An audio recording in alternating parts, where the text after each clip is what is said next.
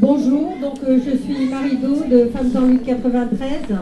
Je vais vous parler à l'aide d'un diaporama de certains aspects de la réalité de la situation des femmes en Tunisie que j'ai pu découvrir cet été à l'occasion d'un voyage où j'ai rencontré des associations et en particulier l'association tunisienne des femmes démocrates. Nous avions invité à cette réunion Ansar pour qu'elle vienne elle-même témoigner et nous présenter la situation et les combats des femmes en Tunisie. Elle n'a pas pu venir et elle nous a envoyé un message que je vais vous lire avant qu'on vous présente quelques photos. Bonjour à toutes et à tous, voici la situation. Depuis le 23 octobre dernier, c'est-à-dire les élections, la situation des femmes et surtout sur le plan de leurs droits n'est pas claire. Ces derniers jours, on reçoit la visite de prédicateurs égyptiens ou saoudiens dont les discours sont un appel à l'application de la charia en Tunisie. Une critique virulente des laïcs et des libéraux et des apostats. Les conférences du prédicateur égyptien Wajid Ghanim, arrivé samedi 11 février en Tunisie. Ce religieux répondait à l'invitation d'obscures associations islamistes nées après la Révolution. Dès dimanche, Wajid Ghanim a prêché dans plusieurs villes comme Sousse, Mahdia, dans le sud-est, avant de rassembler une foule de plusieurs milliers de personnes, d'une conférence dans un grand centre sportif de la capitale tunisienne. Ce prédicateur appelle à l'interdiction de la démocratie au nom de l'islam, son appel à instaurer la charia, son appel à l'excision des femmes, en prétendant que c'est une recommandation de l'islam. Il dit aussi que la femme ne peut ni chanter, ni danser, ni faire du sport. Les députés de l'Assemblée constituante n'ont pas encore commencé leurs travaux. Il faut savoir que notre association, la TFD, a organisé une simulation pour la constitutionnalité des droits des femmes et a écrit une proposition sur les principes généraux, les droits et les mécanismes pour garantir les droits des femmes tunisiennes. Donc je salue le courage de cette militante et de son association qui a, malgré toutes les difficultés que connaît aujourd'hui la Tunisie, et en particulier que connaissent les femmes, eu l'énergie et la volonté de nous envoyer cette salutation et ce message. Je pense qu'à la fin de notre meeting, nous lui ferons aussi un petit message d'amitié pour elle et pour son association. Voilà, merci. Maintenant, on va regarder le commentaire. Alors, donc, voilà, nous sommes effectivement en 2008, parce que ce qu'on appelait la révolution tunisienne n'a pas commencé en 2011, mais bien en 2008 dans le bassin minier de Gafsa. Et les femmes ont participé aux grèves et aux luttes préparant cette révolution. Comme on le voit ici, elles sont nombreuses sur le terrain. Toutes les générations de femmes ont soutenu ces luttes. Elles ont manifesté, elles ont campé devant les sites occupés par les grévistes. Elles se battent bien sûr pour leur emploi, mais aussi pour celui de leur mari, de leurs fils et de leurs filles. Le travail est un droit. Cela a été et reste un slogan de manifestation. On peut dire qu'un an après, dans la région de Gafsa, les luttes sont encore extrêmement actives et c'est une région très militante. On voit maintenant le travail des femmes dans le textile. Comme vous le voyez ici, les femmes gagnent 0,75 € de l'heure. Bon, elles travaillent de plus en plus, mais en 2008, on peut dire que seule une femme sur 4 avait un travail salarié. Les autres femmes travaillent dans des secteurs informels ou dans l'agriculture ou encore dans le travail domestique.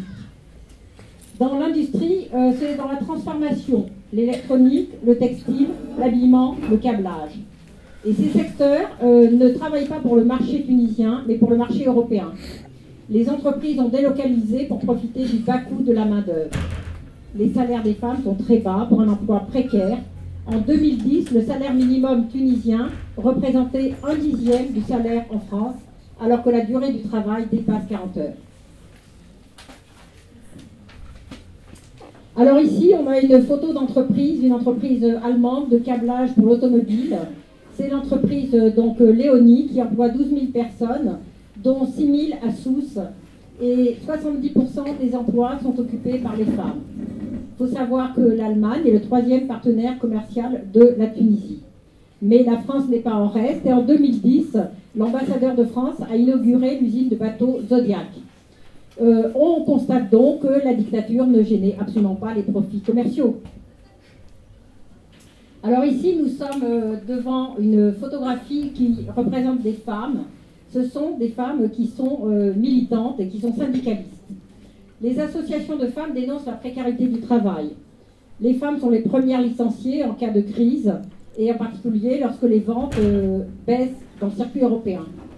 Les femmes revendiquent une formation pour un travail qualifié, l'égalité des salaires, l'accès à tous les secteurs d'emploi, une augmentation des salaires. Des revendications finalement pas si différentes de celles que l'on vient d'entendre dans la première partie du meeting. Ici, j'insisterai sur un point. Près de 50% des syndiqués à l'Union Générale des Travailleurs Tunisiens, l'UGTT, sont des femmes. Mais ce syndicat qui vient de tenir son congrès en janvier 2012 n'a pas désigné une seule femme à sa direction. Pas une seule femme. Alors ici, on a une manifestation donc, qui a eu lieu début 2012, et on voit en particulier sur une des pancartes ne touche pas à mon CSP. Donc le CSP, le fameux code du statut personnel, qui en 1956 fixait pour les femmes tunisiennes une avancée par rapport aux droits des femmes dans les pays arabes. Donc aujourd'hui, l'argument, le grand argument entendu par la plupart des femmes qui militent, c'est qu'avez-vous à demander? Vous avez le code le plus avancé de tous les pays du Maghreb et du monde arabe. Mais les femmes que j'ai rencontrées disent non, nous n'acceptons pas ce raisonnement. Certes, en 1956, ce code a ouvert un certain nombre de droits, mais aujourd'hui, eh bien, nous revendiquons une avancée des droits. La société n'est pas immobile et il y a des points sur lesquels nous voulons avancer. Alors, quels points? Eh bien, en particulier, une égalité dans le droit à l'héritage, puisque actuellement c'est 50% ou moins selon la situation. Également, le fait qu'il n'y ait pas de contrainte sur la femme et la liberté de choix d'épouser un non-musulman, puisqu'elle est absolument soumise à cela. La suppression de la dot, du code de l'honneur et de ces pratiques complètement, je dirais, archaïques et donc qui entravent les femmes dans toute leur vie. Et également des droits pour pouvoir, en cas de divorce, s'occuper réellement de ses enfants. Parce que les femmes se retrouvent dans des situations où elles ont le droit sur le papier, mais elles ne peuvent pas l'exercer dans la réalité. Voilà donc une lutte contre le patriarcat. Alors ici, une affiche qu'on a photographiée pour notre voyage, parce qu'on l'a trouvée superbe, mais c'est une affiche qui est trompeusement belle.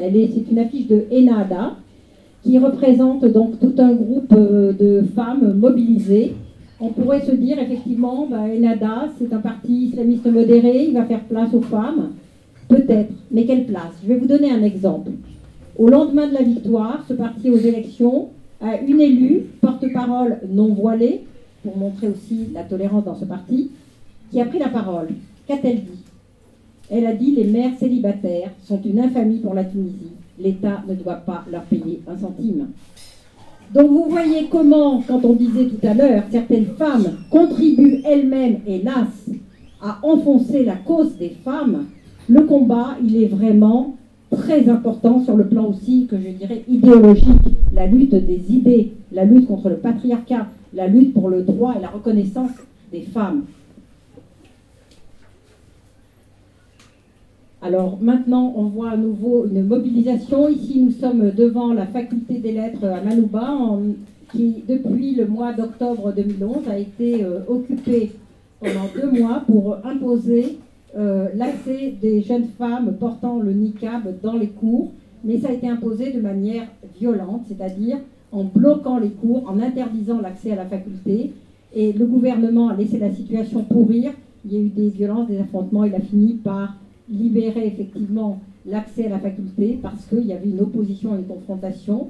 Et ça nous montre toute la complexité aussi de cette question à l'intérieur de la Tunisie, où le mouvement islamiste est arrivé en disant nous étions en prison aussi sous la dictature, nous allons maintenant libérer notre culture et notre société, et donc nous avons entièrement place à notre expression.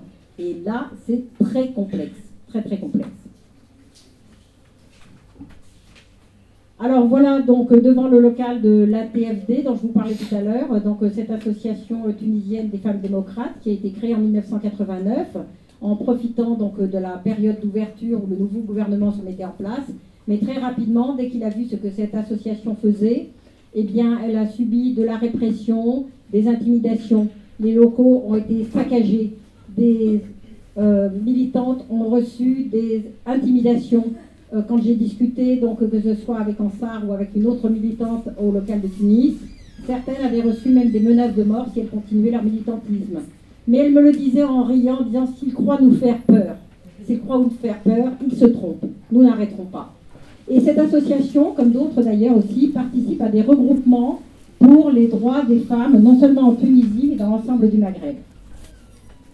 Et voilà, nous allons donc terminer ce diaporama avec ce slogan que nous avons vu donc écrit dans les rues de Tunis. La femme tunisienne est libre. En tout cas, le combat des femmes tunisiennes pour leur liberté continue. Voilà.